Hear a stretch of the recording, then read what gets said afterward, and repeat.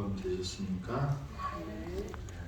우리 박 선생님께서 기도를 참 은혜롭게 해주셔서 감사합니다.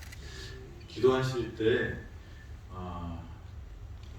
성경절을 이렇게 외우시면서 아니면 보시면서 기도하는 게 여러분들한테 큰 힘이 될 것입니다. 성경은 약속의 책이라고 우리 우정채 목사님 저번에 말씀하셨죠. 약속들이 아주 많습니다. 그래서 그 약속들을 붙잡고 기도하는 것이 우리가 우리의 무엇을 갖고 기도하는 게 아니라 하나님의 약속 때문에 기도할 수 있는 거거든요. 그래서 이 말씀을 가지고 기도하면 그 기도의 힘이 더 크리라고 믿습니다. 오늘은 다니엘서 5장 13절부터 있는 말씀을 계속 인독하면서 말씀을 시작하려고 합니다. 다니엘서 5장 13절입니다. 이에 다니엘이 부름을 받아 왕의 앞에 나오매 왕이 다니엘에게 말하되 내가 나의 부하니 유다에서 사로잡아 온 유다 자손 중에 그 다니엘이냐? 내가 내게 대하여 들은즉 내 안에는 신들의 영이 있으므로 내가 명철과 총명과 비상한 지혜가 있다 하도다. 지금 여러 지혜자와 술객을 내 앞에 불러다가 그들에게 이 글을 읽고 그 해석을 내게 알게 하라 하였으나 그들이 다 그 해석을 내게 보이지 못하리라.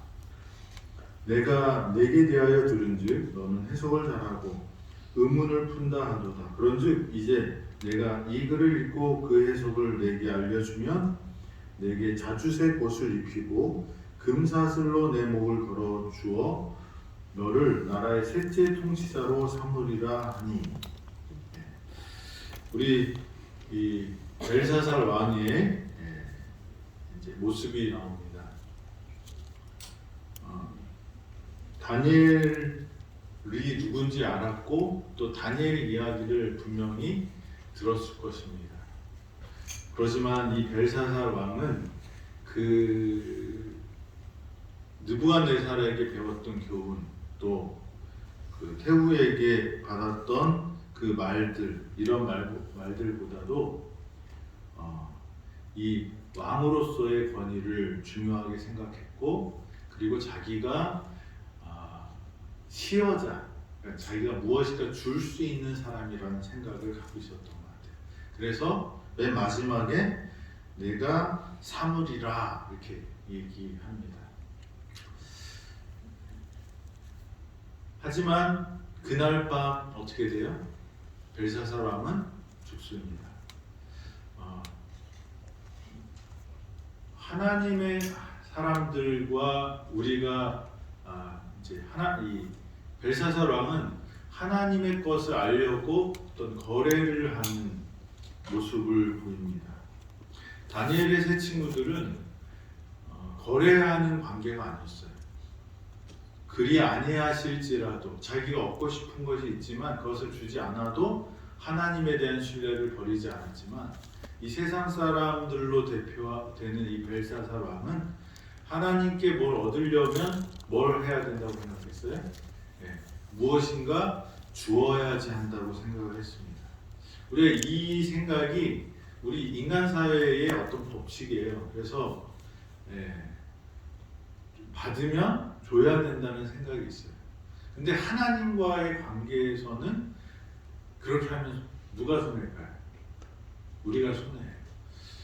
믿음의 조상들이라고 불렸던 사람들의 모습을 보면 염치 없는 사람들이 많아요. 무슨 염치요? 사람들과의 관계에서 염치가 아니라 누구하고의 관계에서 염치해야 돼? 하나님과의 관계에서 염치를 찾으면 누구 손해예요? 내 손해예요. 다윗이 죄를 범하고 하나님께 매달릴 때 그가 의인이 되고 하나님과 마음이 합한 사람이라고 하나님께서 말씀하실 때 그 근거가 다윗이 행한 어떤 일들 때문이 아니라 그가 죄를 범하고도 하나님께 무조건 매달렸다는 거예요. 그래서 이 하나님과 거래하려고 하면 절대 안 되고요. 우리는 어떻게 해요? 매달려야 돼요. 네. 그 매달리는 것이 믿음인 것 같아요. 아멘. 우리 첫째가 잘못을 해갖고 제가 많이 혼냈어요. 저는 첫째를 키울 때 기대도 많이 했고 야단도 많이 치고 그랬던 것 같아요. 근데 초등학교 2학년인가 이제 잘못을 했는데 야단을 쳤어요.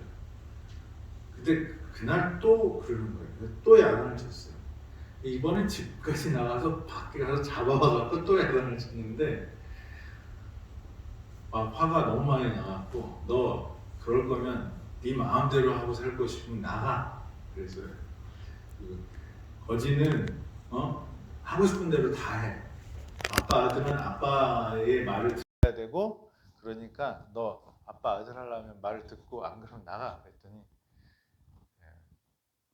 그래요. 그래서 그런데도 말을 계속 안 들으니까 저는 이제 너 내가 이렇게 얘기까지 했는데 말을 안 들으니 어떻게 해요?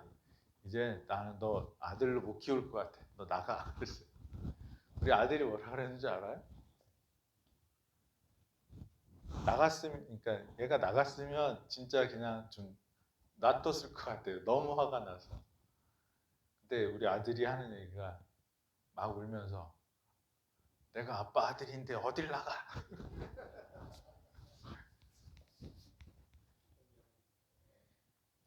할 말이 없어요.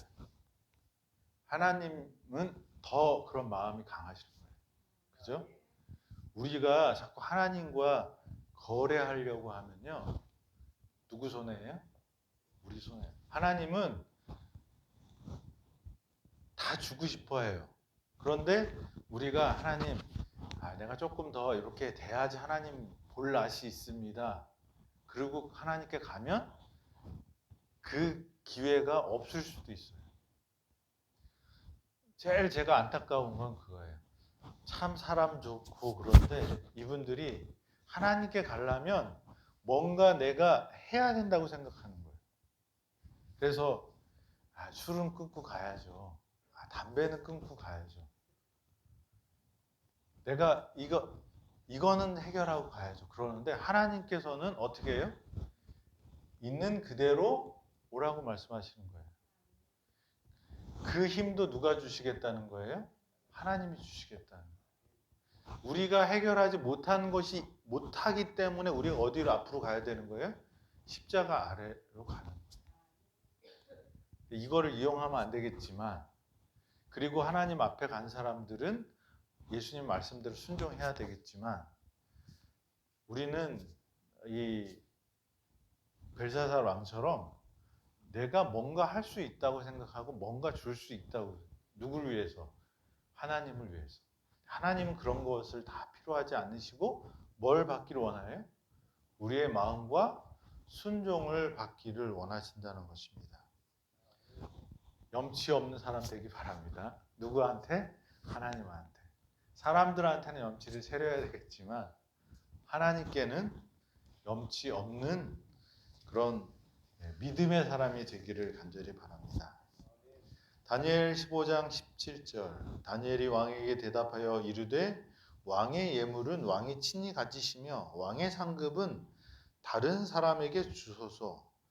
그럴지라도 내가 왕을 위하여 이 글을 읽으며 그 해석을 아뢰리이다. 그리스도인들이 무엇으로 사는가?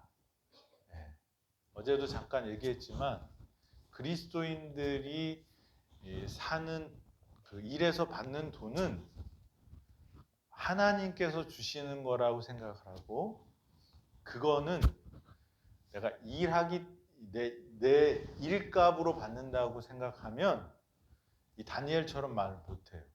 그죠? 우리가 상대방이 어떠든지 간에 하나님과의 관계 속에서 우리가 일을 해야 되는 것입니다. 그래서 여기 다니엘은 뭐라 그래요? 내가 받는 거, 이거 거래하는 거를 뛰어넘어서 어떻게 해요?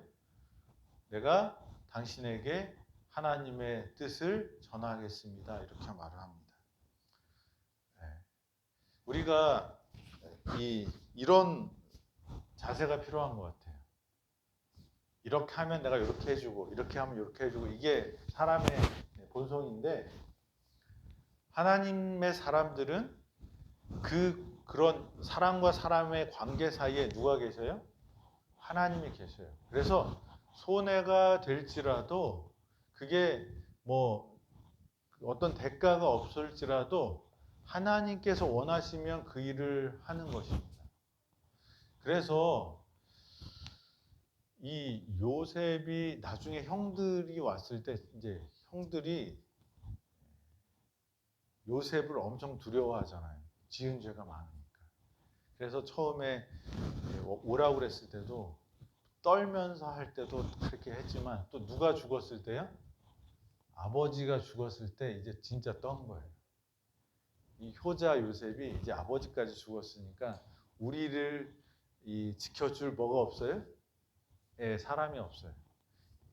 요셉은 다 용서했다고 그랬는데 그래서 또 와서 덜덜 떠니까 요셉이 또 한 번 더 은혜를 얘기하죠. 그러면서 하는 얘기가 뭐예요? 당신들이 한 것이 하나님께서 나를 보내시는 통로였다고 이렇게 말해요. 또 어떻게 보면 그 행위는 진짜 나쁜 일이고 죄악된 일이지만 요셉은 그것을 하나님의 섭리로 받아들입니다. 우리가 모든 사람의 관계에서 네가 한 일은 어떠어떠하고 내가 한 일은 어떠어떠하다고 생각하는데 그 생각이 전부가 아니라는 것을 우리가 깨달아야 돼요. 그 사이에는 누가 있어요? 조종하시고 주관하시는 하나님이 계셔서 우리는 받은 대로 갚아주는 사람이 아니라 하나님께 받은 대로 다른 사람을 사랑할 수도 있고 용서할 수도 있고 베풀 수 있는 사람이 돼요. 뭐가 더 커요? 나에게 영향을 주는 게 옆에 있는 사람이 아니라 누가 더 커야 돼요? 하나님이 되어야 돼요. 우리가 인간이기 때문에 어쩔 수 없는 부분도 있어요. 그렇지만 우리가 계속 하나님께서 우리에게 주시는 말씀은 모든 것이 합력하여 선을 이루는 그 섭리는 누가 주관자이시라는 거예요? 하나님이 주관자이시라는 거예요. 그래서 우리가 이 다니엘처럼 무엇을 주기 때문에 뭘 받기 때문에 네가 어떻게 했기 때문에 그런 것 때문에 움직이는 사람이 아니라 우리의 동기가 뭐예요? 하나님 때문에, 하나님의 사랑 때문에, 하나님의 부르심 때문에 우리가 움직이는 사람이 되었으면 좋겠습니다. 특별히 목사인 저가 그랬으면 좋겠습니다. 저도 사람인지라 저를 좋아하는 사람한테는 잘하고 저를 미워하는 사람한테 못하게 되는데 목사는 하나님의 부르심을 받았기 때문에 하나님을 대표해서 또 이야기해야 되는 그런 책임을 맡은 사람인데 그러기가 쉬울까요? 어려울까요? 어렵습니다. 여러분들이 목회자를 위해서도 기도를 많이 해주셔서 그런 하나님의 마음으로 이 다니엘의 마음으로 우리가 사람들을 대할 수 있는 그런 사람이 되기를 간절히 바랍니다. 왕이여 지극히 높으신 하나님의 왕에 붙인 느부갓네살에게서 나라와 큰 권세와 영광과 위엄을 주셨고 그에게 큰 권세를 주셨으므로 백성들과 나라들과 언어가 다른 모든 사람들이 그의 앞에서 떨며 두려워하였으며 그의 임의로 죽이며 임의로 살리며 임의로 높이며 임의로 낮추었더니 그가 마음이 높아지며 뜻이 완악하여 교만을 행함으로 그의 왕위가 패한 바 되며 그의 영광을 빼앗기고 사람 중에서 쫓겨나서 그의 마음이 들짐승의 마음과 같았고 또 들나귀와 함께 살며 또 소처럼 풀을 먹으며 그의 몸이 하늘의 이슬에 젖으며 지극히 높으신 하나님의 사람 나라를 다스리며 자기 뜻대로 누구든지 그 자리에 세우시는 줄을 알기에 이르렀나이다. 예, 이 다니엘이 벨사살 왕에게 누구의 이야기를 합니까? 그의 할아버지였던 느부갓네살 왕의 이야기를 합니다. 이 이야기의 핵심은 뭘까요? 네? 하나님의 뭐예요? 하나님이 이 느부갓네살이 왕이 되고 싶어서 또 똑똑해서 왕이 된 것이 아니라 이 느부갓네살이 왕이 되고 이 바벨론이라는 나라를 통해서 유다의 징벌까지 다 할 수 유다를 침공해서 그 금은 기병들을 다 갖고 올 수 지금 마시고 있는 그 기병들을 갖고 오게 허락하신 분이 누구라는 거예요? 하나님이라. 하나님의 주권에 대해서 하나님은 세우시기도 하시고 폐하시기도 하실 수 있는 분이라는 거예요. 그거를 누구를 통해서 벨사살은 배웠어요? 느부갓네살 왕의 일생을 통해서 배웠어요. 이 벨사살 왕이 그런 교훈을 받은 사람이었어요. 그러나 이 다니엘서를 기록한 주제도 하나님의 주권과 하나님의 통치하심 이런 내용인데 이 벨사살 왕은 그것을 보고 배웠음에도 불구하고 그것을 따르지 않는 모습이 나옵니다. 그래서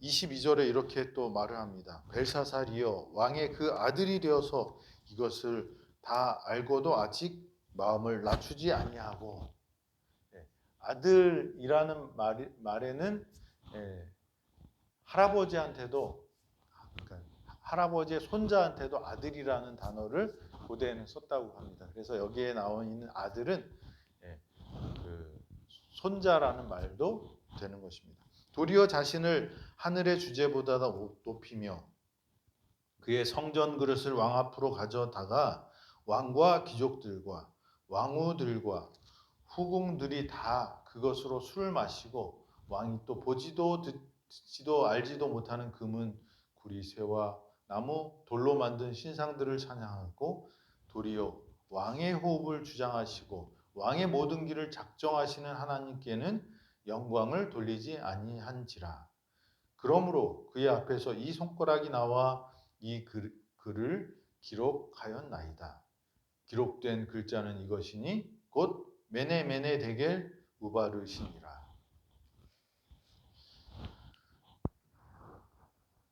하나님의 심판은 우리 인생에 있어서 있어요.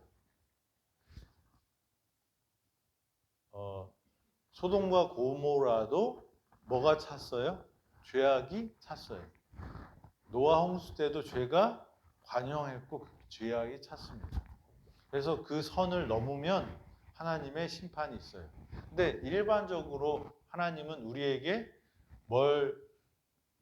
우리가 예수님의 재림 때까지 그 심판을 유예하고 아무도 멸망치 않게 하기 위해서 그 시간을 늦추고 계시는 거예요. 그래서 우리가 하나님의 기별을 깨닫고 그것을 선택하지 않는다면 그 선택에 따른 결과를 책임을 져야 되는 거예요.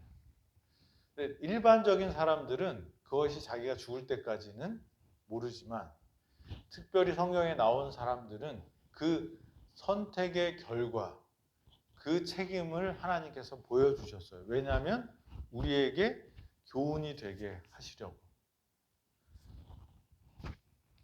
그래서 선택은 자유입니다.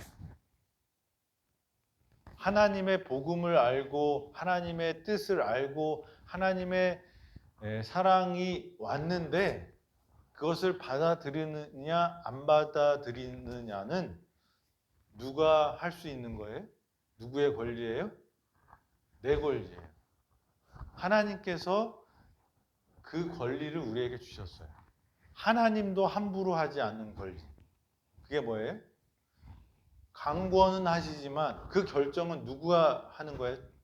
내가 하는 거예요. 그게 자유의지라고 합니다. 하나님께서 선악과를 만들어 놓으신 이유도 뭐예요? 우리의 찬양이, 우리의 경배가, 우리의 사랑이 그것이 해도 되고 안 해도 되는 것으로 만드신 거예요. 우리가 억지로 하는 것이 아니라 우리의 자발성으로.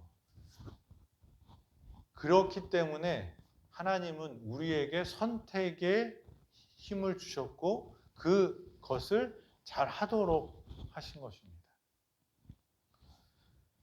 그런데 그 선택을 했을 때는 그 선택에 대한 책임은 누가 져야 되는 거예요? 내가 져야 되는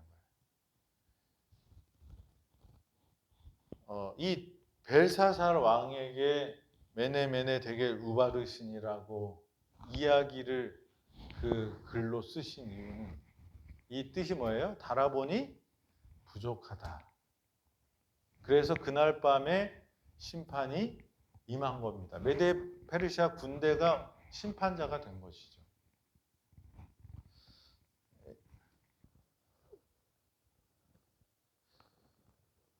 이 벨사살은 느부갓네살의 이야기를 들었지만 그가 자신을 높이는 교만한 죄를 똑같이 범합니다. 그리고 그가 배웠던 그런 교훈들을 무시하고 금은 기병들을 거룩한 것들을 구별하는 것을 깨고 그 다음에 알지 못하는 금으로 철로 동으로 돌로 만든 신들을 섬기는 일을 하게 됩니다. 하나님은 분명히 심판하십니다. 우리의 모든 것들을 계산하고 계셔요. 그래서 이 이야기는 뭐예요? 추를 놓고 저울질하는 것입니다. 달아봤을 때 이게 부족하면 어떻게 돼요? 떨어지는 거예요. 그러면 심판이 일어나는 것이라는 것입니다. 우리에게 그렇게 표현을 해주셨어요. 우리의 삶이 어떤 선택을 하든지 그것은 우리의 책임이라는 것입니다. 누구 때문에가 아니라 결국은 뭐예요? 내가 내 운명을 책임져야 돼요. 그래서 복음을 듣고 진리를 알고 깨달았는데 다른 이유들 때문에 그것을 미루고 있다면 회개하시고 하나님의 말씀에 순종하는 저와 여러분 되기를 간절히 바랍니다. 깨달으면 어떻게 해야 될까요? 순종해야 돼요. 거기에 하나님의 능력과 축복이 있습니다. 그래서 이 하나님이 달아보았을 때 부족한 사람이 안 되기를 바랍니다. 우리의 행위가 거기에 달리는 것 같지는 않아요. 우리의 뭐가 달릴까요? 믿음의 순종이 달릴 거라고 생각이 됩니다. 벨사살 왕은 알았지만 경험했지만 그가 하나님보다 세상을 쫓아갔어요. 하나님께 영광을 돌리는 대신에 자기에게 영광을 돌렸고 하나님을 경배하는 대신에 금은 동철로 만든 그런 신들에게 경배했을 때 그가 부족함을 보여서 심판을 당할 수밖에 없었다고 말합니다.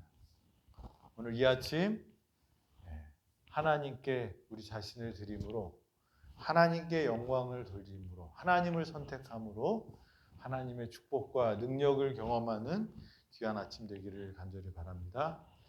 기도하시겠습니다.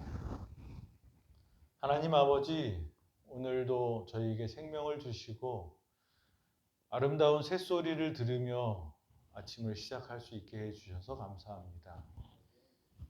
이 모든 것들이 나를 사랑하는 하나님의 음성임을 깨닫고 그 음성에 반응하는 저희 되게 하여 주시옵소서.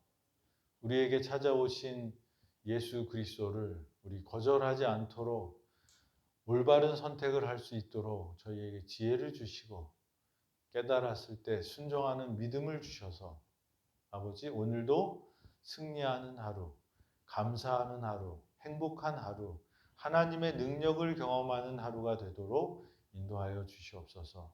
예수님의 이름으로 기도드렸습니다. 아멘.